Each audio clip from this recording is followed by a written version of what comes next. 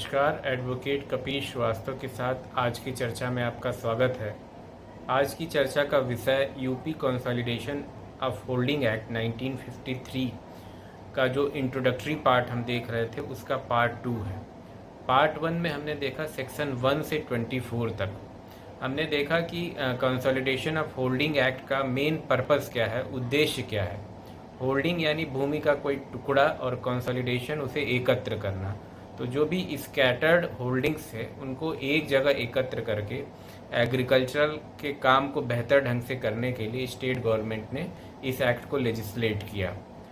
दूसरी बात ये कि हमने ये भी समझा कि एक टाइम बीइंग के लिए ये एक्ट इम्प्लीमेंट होता है। ये हमेशा एग्जिस्टेंस में नहीं रहता है। जैसे ही आप देखेंगे कि किसी स्टेट में या किसी विलेज में, स्टेट के किसी विलेज में धारा 4(2) का प्रकाशन होगा, वहाँ पे UP consolidation of holding act या चकबंदी अधिनियम लागू हो जाएगा और धारा 52 के प्रकाशन होने तक ये लागू रहता है। इस दौरान कोई भी सिविल कोर्ट या रेवेन्यू कोर्ट का जुरिडिक्शन ऐसे एग्रीकल्चरल लैंड पे नहीं रहता है और इस एग्रीकल्चर लैंड जो कि कंसोलिडेशन ऑफ होल्डिंग एक्ट के धारा 4(2) के प्रकाशन के परव्यू में है, उसमें अगर कोई लिटिगेशन होता है, कोई करेक्शन ऑफ पेपर होता है या रेवेन्यू रिकॉर्ड्स में कोई भी चेंजेस होते हैं, वो कंसोलिडेशन ऑफ होल्डिंग एक्ट के अनुसार होता है। उसके अलावा हमने पार्ट 1 में ये भी देखा कि किस तरह से स्टेटमेंट ऑफ प्रिंसिपल बनाए जाते हैं और किन आधार पे चकबंदी की प्रक्रिया प्रारंभ होती है, किस तरह से चेंजेस आते हैं और चकबंदी का एक फाइनल कन्फर्मेशन होता है जो सेक्शन 23 में होता है। कन्फर्मेशन होता है एक फाइनल की चकबंदी में कैसे बनेगा। उसके बाद की प्रक्रिया क्या होती है वो पार्ट 2 में हम देखेंगे। तो इस पार्ट में जो पार्ट 2 है उसमें हम देखेंगे सेक्शन 24 से 54 तक। सेक्शन 24 बताता है कि एसओसी वह डेट तय करेगा जिस दिन से वास्तविक कब्जा दिया जाएगा। पहले आपने देखा कि सेक्शन 23 में जो प्रोविजनल कंसोलिडेशन स्कीम बनती है उसका कन्फर्मेशन हो जाता है और उस कन्फर्मेशन होने के बाद यानी कि कंसोलिडेशन की एक स्कीम बन जाने के बाद जो एक्चुअल पोजीशन, जो चेंजेस चकों में हुए हैं, होल्डिंग्स में हुए हैं, उनको इनकॉर्पोरेट करने के लिए एक्चुअल पोजीशन दिया जाता है और वो डेट एसओसी तय करेगा कि कब से वास्तविक कब्जा दिया जाएगा। उसके बाद सेक्शन 27 जो है वो न्यू रेवेन्यू रिकॉर्ड्स की बात करता है, क्योंकि चकबंदी के पहले शुरू होने के पहले जो रिकॉर्ड्स थे, रेवेन्यू रिकॉर्ड्स, वो यूपी रेवेन्यू कोड के अनुसार बनाए गए होते हैं और चकबंदी के आने के बाद चकबंदी अधिनियम के अनुसार रेवेन्यू रिकॉर्ड्स बनाए जाते हैं। और जिस तरह से यूपी रेवेन्यू कोड में ये पावर कलेक्टर को था रेवेन्यू रिकॉर्ड्स को बनाने को का या उन्हें संरक्षित करने का, उसी तरह से ये पावर जो है डीडीसी को कंसोलिडेशन ऑफ होल्डिंग एक्ट में दिया गया है। तो ये सारे कार्य डीडीसी करता है और सेक्शन 27 ये भी कहता है कि जो भी एंट्रीज या रेवेन्यू रिकॉर्ड्स हैं उनकी प्रिजम्पशन सही होने की जाएगी। यानी कि जो भी व्यक्ति ये कहता है कि ये एंट्री गलत है या फोर्ज्ड है, ये साबित करने का दायित्व ऐसे व्यक्ति पे होगा। उसके बाद सेक्शन 28 जो है डिलीवरी ऑफ पोजीशन की बात करता है। ये पावर असिस्टेंट कंसोलिडेशन ऑफिसर को है और वो एक्चुअल पोजीशन दिलाएगा जो भी होल्डर्स हैं, जो भी चेंजेस हुए हैं होल्डिंग्स में और नए लोग को जो भी चक मिले हैं उनको actual position assistant consolidation officer दिलाता है। और ये जो फाइनलाइजेशन ऑफ स्कीम हुआ है सेक्शन 23 में, उसके 6 माह के अंदर उसको ये करना होता है और उसको सिविल कोर्ट के सारे पावर होते हैं इन चकों के परिवर्तन को कराने के लिए या एक्चुअल पोजीशन दिलाने के लिए सिविल कोर्ट के सारे पावर्स होते हैं। सेक्शन 29 बात करता है कि जो भी स्टैंडिंग क्रॉप हैं, जो भी चक पे या होल्डिंग्स पे स्टैंडिंग क्रॉप हैं, उनका कंपनसेशन किन आधारों पे तय किया जाएगा, ये धारा 29 बताती है। इसी तरह से सेक्शन 29B ये बताता है कि अगर कोई कंपनसेशन दिया जा रहा है, मान लीजिए किसी का चक जो है पब्लिक पर्पस से लिया गया है, तो उसको किन आधारों पे कंपनसेशन दिया जाएगा, ये सेक्शन 29B बताता है।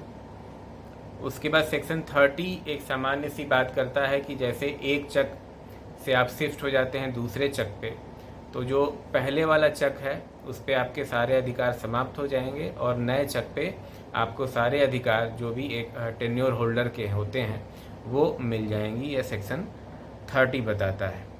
सेक्शन 32 ये कहता है कि कोई भी टेन्योर होल्डर किसी अन्य विधि में जाके इसको चैलेंज नहीं कर सकता है। यानी कि कंसोलिडेशन ऑफ होल्डिंग एक्ट में जो भी आपके चकों में परिवर्तन हुआ है, एक्सचेंज हुआ है, वो फाइनल होता है और उसे किसी अन्य विधि में जाके आप चैलेंज नहीं कर सकते हैं।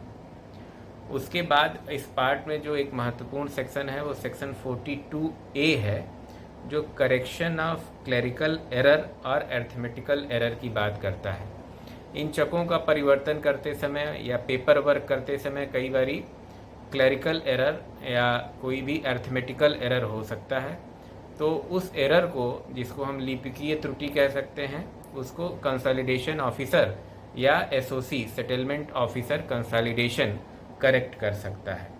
ऐसी त्रुटि apparent on the face of record होनी चाहिए। Apparent on the face of record का मतलब ये होता है कि जिसे पत्रावली पे देखने से ही कोई चीज़ स्पष्ट हो जाए, जिसके लिए आपको कोई एक्स्ट्रा एफर्ट नहीं करना है साबित करने के लिए कि ये गलती हुई है। किसी भी अधिकारी ने उस पेपर को देखा, उस पेपर को देखने पे प्राइमा फेसाई ही उसको ऐसा लग जाए कि हाँ इसमें ये गलती हुई है, तो उसको वो करेक्ट कर सकता है। उसके बाद जो अगला महत्वपूर्ण सेक्शन है वो है सेक्शन 48, जो रिवीजन और रेफरेंस की बात करता है। तो रिवीजन, जैसा आप जानते हैं कि रिवीजन कोई भी जुरिडिक्शनल एरर है उसको जो एपेक्स कोर्ट होती है, जो सुपीरियर कोर्ट होती है, किसी जुरिडिक्शनल एरर को करेक्ट कर सकती है। रिवीजन में सामान्यतः जो भी न्यायालय हैं वो रिकॉर्ड सम्मन कर लेते हैं, तो इसमें भी मे कॉल फॉर द रिकॉर्ड शब्द का प्रयोग किया गया है। इसका मतलब कि जो सुपीरियर कोर्ट है वो किसी इन्फीरियर कोर्ट से रिकॉर्ड सम्मन कर सकती है और वो देख सकती है कि जो भी केस डिसाइड किया गया है या जो भी प्रोसीडिंग चल रही है वो अकॉर्डिंग टू लॉ है या नहीं। अगर उसमें कोई जुरिडिक्शनल एरर पाई जाती है तो वो उसको चेंज कर सकता है, बदल सकता है। उसके बाद रेफरेंस का भी पावर है सेक्शन 48 सब क्लास 3 में। तो जो रेफरेंस का पावर है, रिवीजन और रेफरेंस दोनों का पावर जो है डायरेक्टर ऑफ कंसोलिडेशन को दिया गया है, जो कि डेलीगेट कर दिया गया है डीडीसी को, डेप्यूटी डायरेक्टर ऑफ कंसोलिडेशन को। तो रिवीजन और रेफरेंस का दोनों पावर जो एक्सरसाइज करता है वो डीडीसी करता है। तो रेफरेंस में कोई भी सबऑर्डिनेट कोर्ट, जबकि उसके यहाँ कोई प्रोसीडिंग चल रही है, रेफरेंस आपने सीपीसी में भी देखा होगा कि कोई भी सबऑर्डिनेट कोर्ट जब उसके यहाँ कोई प्रोसीडिंग चल रही है और कोई ऐसा लीगल इशू वो पाता है जो खुद डिसाइड नहीं कर पा रहा है या उसको किसी लीगल ओपिनियन की ज़रूरत पड़ रही है अपने सुपीरियर कोर्ट को, तो वो रेफरेंस बना के सुपीरियर कोर्ट को भेज देता है। तो यहाँ पे एसओसी या सीओ जो है वो इन्फीरियर कोर्ट हैं और उनके यहाँ अगर कोई प्रोसीडिंग चल रही है तो वो चाहें तो रेफरेंस डीडीसी के यहाँ भेज सकते हैं। तो सेक्शन 48 रिवीजन और रेफरेंस की बात करता है। उसके बाद इसका एक और बहुत ही महत्वपूर्ण सेक्शन है सेक्शन 49। सेक्शन 49 ऐसे आप आम बोलचाल की भाषा में भी जो भी रेवेन्यू की प्रैक्टिस करते हैं वो जानते हैं कि कहते हैं कि सेक्शन 49 से ये प्रोसीडिंग बार कर गई है। तो सेक्शन 49 से बार करने का मतलब ये है कि जब भी किसी विलेज में धारा 4(2) का प्रकाशन हो गया है, यानी कि वो चकबंदी अधिनियम के परव्यू में आ गया है, तो उसके बाद किसी भी सिविल कोर्ट या रेवेन्यू कोर्ट को किसी भी विवाद को, किसी भी लिटिगेशन को तय करने का अधिकार नहीं रह जाता है। यानी सिविल कोर्ट और रेवेन्यू कोर्ट का जुरिडिक्शन बार हो जाता है, जो कि सेक्शन 49 बताता है। तो सेक्शन 49 लिटिगेशन का भी बहुत बड़ा कारण बनता है और जो भी चकबंदी या रेवेन्यू से संबंधित मुकदमे होते हैं उसमें बार बार आप सेक्शन 49 को आते देखेंगे। तो ये महत्वपूर्ण भी है एग्जामिनेशन पॉइंट ऑफ व्यू से भी। उसके बाद जो है धारा 52, जो कि चकबंदी अधिनियम के समाप्ति की घोषणा करता है। चकबंदी अधिनियम नहीं, चकबंदी प्रक्रिया के समाप्ति की घोषणा करता है। कंसोलिडेशन स्कीम जब किसी विलेज में समाप्त हो जाता है तब धारा 52 का प्रकाशन, जैसे धारा 4(2) के प्रकाशन पे चकबंदी की प्रक्रिया शुरू हुई, वैसे ही धारा 52 के प्रकाशन पे चकबंदी की प्रक्रिया समाप्त हो जाती है। इसको भी प्रॉपरली गजट में प्रकाशित किया जाता है, पेपर में सर्कुलेट किया जाता है।